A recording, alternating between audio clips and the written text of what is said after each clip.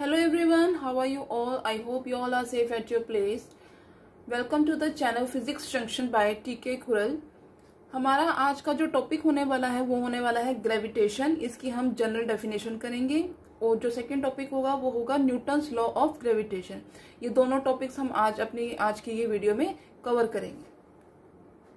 So by definition gravitation क्या होता है? ये एक फोर्स ऑफ अट्रैक्शन होता है जो यूनिवर्स की किन्हीं भी दो बॉडीज के बीच में प्रेजेंट होता है। इसे डिस्कवर किया था न्यूटन ने 1665 में, जब उसने एक एप्पल को फॉल होते हुए देखा था।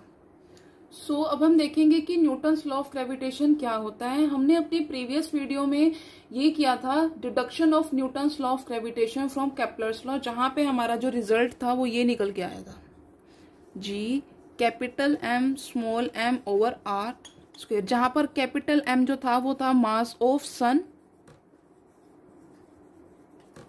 स्मॉल m जो था वो था मास ऑफ प्लैनेट। अगर आपने मेरी वो वीडियो नहीं देखी है तो मैं आपको उसका लिंक डिस्क्रिप्शन बॉक्स में दे दूंगी, तो आप वो जाकर देख सकते हैं। तो हम फर्दर प्रोसीड करेंगे इसी से ही कि जो फोर्स है ग्रेविटेशन लॉ के अकॉर्डिंग, न्यूटन्स ने जो ग्रेविटेशन लॉ दिया था उसके अकॉर्डिंग क्या था, जो फोर्स ऑफ अट्रैक्शन है between the two bodies which is directly proportional to the product of masses of the bodies and it is inversely proportional to the square of the distance between them. तो अब हम इन दोनों को combine करेंगे तो हमें क्या मिलेगा, ये मिलेगा हमें। ठीक है, अब हम क्या लेके चलेंगे, अब हम लेके चलेंगे कि हमारे पास कोई भी दो बॉडीज हैं ए और बी। ये एक बॉडी है हमारे पास ए, ये कोई भी बॉडी है बी, ये इनके बीच का जो है वो डिस्टेंस है आर। ठीक है, इसका मास हमने ले लिया है m1, इसका लिया है m2। सो यहां पर अब पॉइंट ए है, हमने कोई भी बॉडी ए ली है, वहां से जो फोर्स लग रहा है, यानी कि इन दोनों के बीच में ग्रेविटेशन की अकॉर्डिंग, डेफिनेशन के अकॉर्डिंग क्या है कि किन्हीं भी दो बॉडीज के बीच में ये एक फोर्स ऑफ अट्रैक्शन होती है। तो यहाँ पे क्या है, ये पॉइंट बॉडी है ए, ये है बॉडी बी, तो इनके बीच में फोर्स ऑफ अट्रैक्शन क्या है, इसके ऊपर यहाँ पे क्या होगा, फोर्स 2-1। ठीक है, तो ये है हमने एजम्पशंस ली हैं। तो अब हम क्या करेंगे, बाय डेफिनेशन क्या था, that force is directly proportional to the product of the masses. Masses हमने m1 m2 लिया है, तो इनके प्रोडक्ट के डायरेक्टली प्रोपोर्शनल होगा and force of attraction is inversely proportional to the square of the distance between them. Square of the distance, distance कितना लिया है r, इसके स्क्वायर के इक्वल होगा। ठीक है, ये हमने लिया था। तो अब हम इन दोनों को कंबाइन करेंगे तो हमें क्या मिलेगा,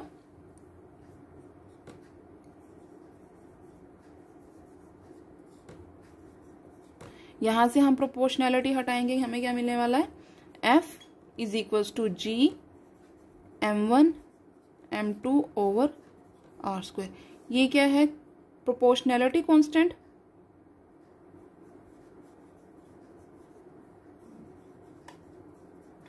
जिसे हम क्या बोल सकते हैं, और universal gravitational constant. Universal gravitational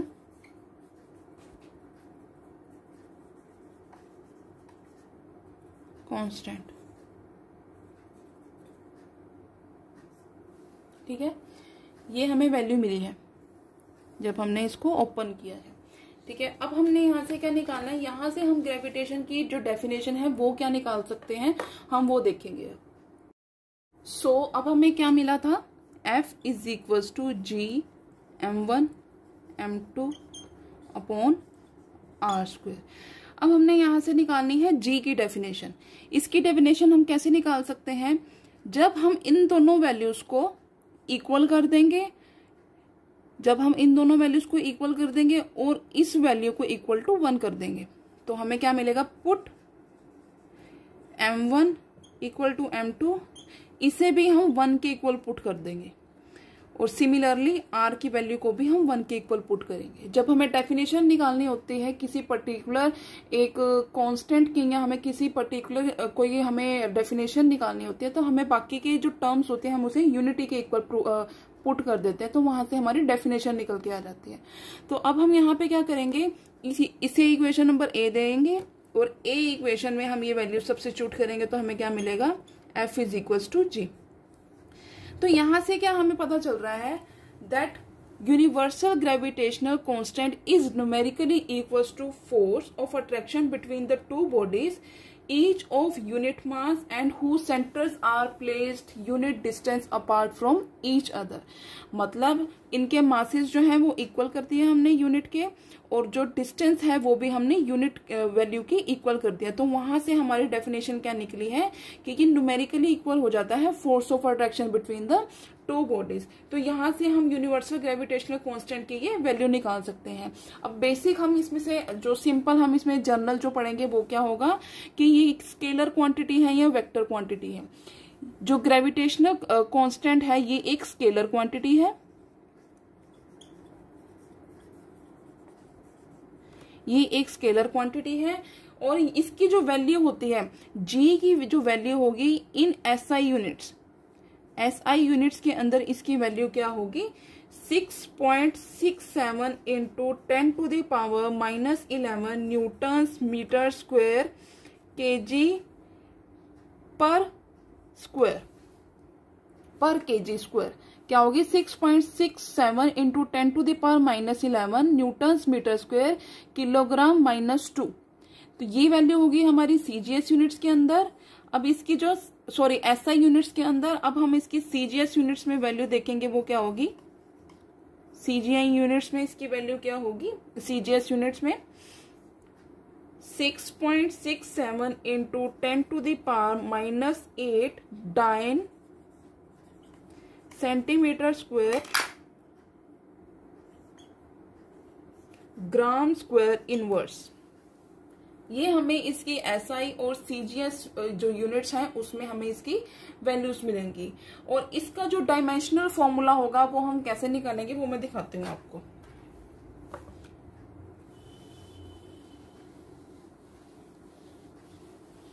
अब हम देखेंगे कि जी का डायमेंशनल फॉर्मूला हम कैसे निकाल सकते हैं। उसके लिए हमें क्या करना पड़ेगा, जी की वैल्यू निकालनी पड़ेगी फ्रॉम इक्वेशन नंबर 1 से इक्वेशन नंबर ए से जी की वैल्यू कैसे निकलेगी, जी इज इक्वल्स टू, ये क्रॉस मल्टीप्लाई हो जाएगा यहाँ पे, और ये जो m1 m2 है वो यहाँ डिनोमिनेटर में आ जाएगा। इसके क्या मिलेगी हमें value, FR² over m1 m2।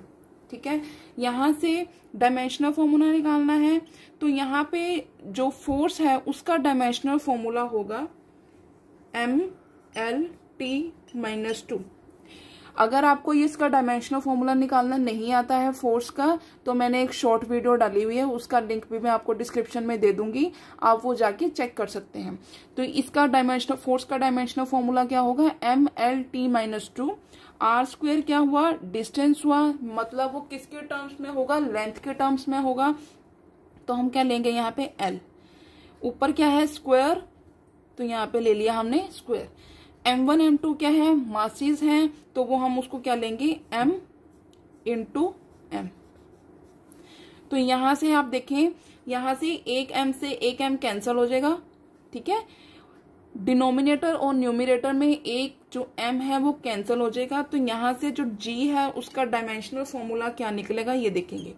एक M से एक M कैंसिल हो गया, एक यहाँ डिनोमिनेटर में M प्रेजेंट है, तो यहाँ ये ऊपर जाके हमें क्या मिलेगा, इसकी पावर क्या हो जाएगी, -1। एक यहां से एक M से एक M कैंसिल हो गया, मीन्स ये मिली है टर्म हमें। ठीक है, यहां से ये कैंसिल हो गया, ये बचा है हमारे पास। तो ये डिनोमिनेटर से न्यूमिनेटर में आएगा, तो यहाँ पे क्या हो जाएगा, पावर में -1। सिमिलरली यहाँ पे L की पावर है 1, यहाँ है पावर 2, 1 और 2 कितना हो गया, 3, और T-2 एज इट इज। तो ये हमारे पास जो डायमेंशनल फॉर्मूला है वो होगा यूनिवर्सल ग्रेविटेशनल कांस्टेंट का। So this is all about today's video. I hope you like this video. अगर आपके लिए ये वीडियो थोड़ी सी भी बेनिफिशियल होगी तो प्लीज प्लीज प्लीज मेरे चैनल को सब्सक्राइब करेगा और मेरी वीडियो को लाइक कीजिएगा। Thank you.